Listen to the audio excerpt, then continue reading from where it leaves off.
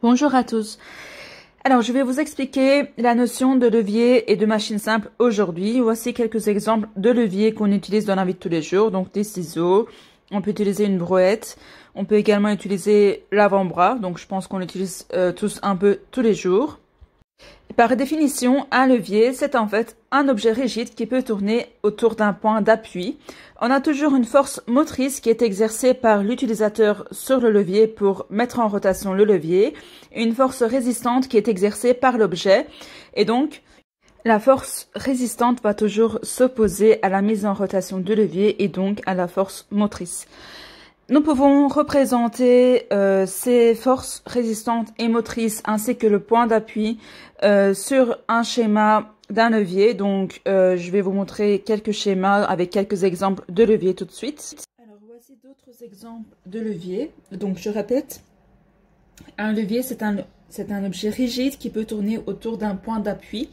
On peut déjà essayer de retrouver les points d'appui sur ces leviers.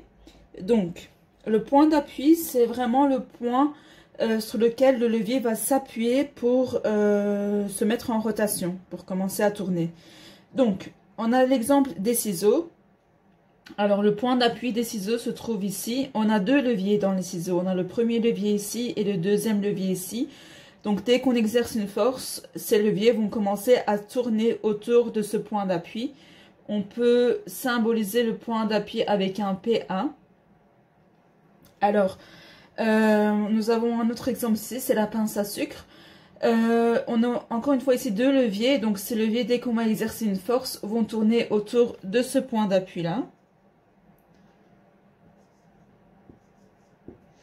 Ensuite, nous avons la brouette. Donc, dès qu'on va tirer sur la brouette, le levier va tourner autour des roues, donc qui sera le point d'appui de ce levier. Et finalement, l'avant-bras, donc dès qu'on va essayer de soulever un objet, notre avant-bras va tourner autour de ce point d'appui-là.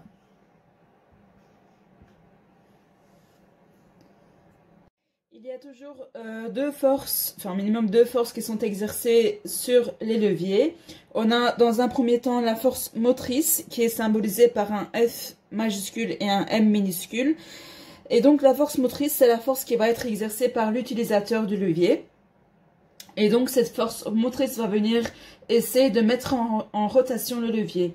Donc sur les ciseaux par exemple, sur ce levier-là, on peut venir pousser vers le bas pour mettre en rotation les ciseaux et donc couper une feuille. Alors, comme il s'agit d'une force, je représente la force motrice avec un vecteur.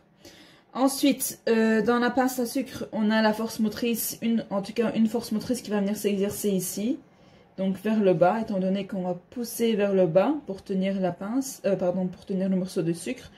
Donc la force motrice sera dirigée vers le bas. Ensuite, sur la brouette, on va venir tirer vers le haut. L'utilisateur donc va tirer vers le haut. La force motrice est dirigée donc vers le haut. Et finalement, sur l'avant-bras, on a nos muscles, nos biceps qui vont venir tirer donc pour soulever l'avant-bras. Donc la force motrice sera exercée ici vers le haut par l'utilisateur. Et enfin, nous avons la force résistante qui sera exercée par l'objet qu'on va essayer de soulever. Donc ici, la force résistante sera exercée par la feuille qui n'est pas schématisée. Et donc la force résistante va donc résister par exemple ici vers le haut. FR, donc on symbolise la force résistante avec un F majuscule et un R minuscule. Sur la pince à sucre, donc c'est le morceau de sucre qui va venir résister.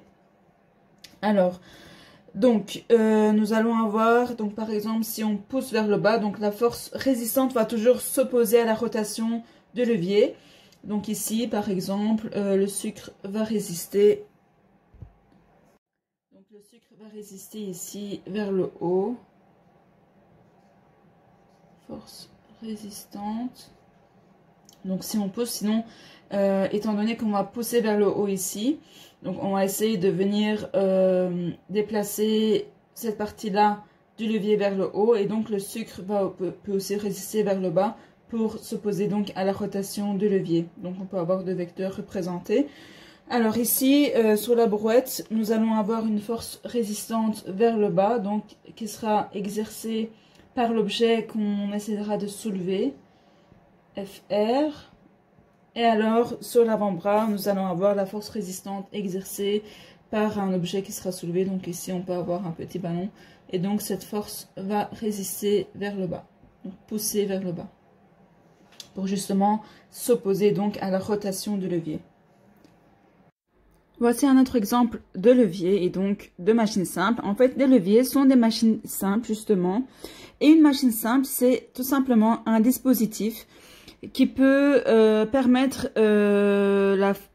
faciliter la réalisation d'un travail en réduisant la valeur de la force qu'on a à exercer pour exécuter une tâche. Donc, par exemple, pour l'exemple justement de la bascule, pour soulever une charge, je dois normalement exécuter une certaine force avec une certaine valeur pour donc soulever cette charge sans le levier. Par contre, l'utilisation de ce levier, qui est une machine simple, va me permettre de réduire la valeur de la force que j'ai à exercer. Alors, on peut retrouver d'autres exemples de machines simples qui ne sont pas des leviers, comme la poulie, le plan incliné ou la roue, par exemple, qui sont également d'autres machines simples. Alors, retournons à notre exemple, à notre définition du levier. On peut schématiser un levier comme ceci. Donc là, j'ai repris l'exemple de la bascule. Donc, j'ai schématisé l'objet rigide avec une ligne horizontale et j'ai placé le point d'appui ainsi que les vecteurs des forces motrices et des forces résistantes. Alors, nous avons toujours des distances qui séparent le point d'appui des points d'application de ces forces. Ces distances qui séparent les points d'appui des points d'application des forces s'appellent des bras de levier. Le bras de levier résistant qui est symbolisé avec un B et un R, c'est la distance qui sépare le point d'appui du point d'application de la force résistante. Et le bras de levier moteur, c'est la distance qui sépare le point d'appui du point d'application de la force motrice. Et donc le bras de levier moteur est symbolisé avec un B minuscule et un M minuscule.